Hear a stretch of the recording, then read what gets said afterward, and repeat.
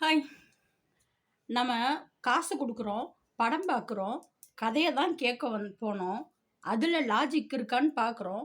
பிடிக்கலாட்டினா வந்துற போறோம்.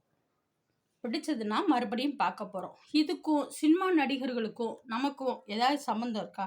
அவங்க நல்லவங்களா இருந்தா என்ன? கெட்டவங்களா இருந்தா என்ன? நீங்க எதுக்கு அவங்கள லவ் பண்ண போறீங்க? கல்யாணம் பண்ணிக்க போறீங்களா? உங்களுக்கு பொண்ணு குடுக்குறவங்க யாராவது நீ யார் ரசிகர், ரசிகைன்னு கேட்க போறாங்களா? உங்க லைஃப்‌க்கு ஏதாவது இருக்குதா? அவங்க உத்தமனா இருந்தா என்ன?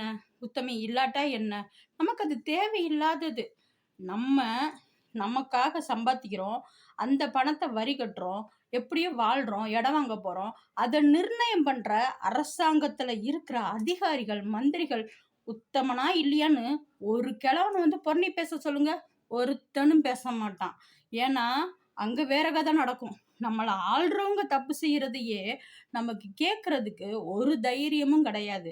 அவன் உத்தமனா இல்லையா? அவன் அவகிட்ட போனா, இவகிட்ட போனான்னு எவனா உட்காந்து பேச சொல்லுங்க? பேச மாட்டான். அப்போ அதையே நம்ம கம்முன்னு தான் போறோம்.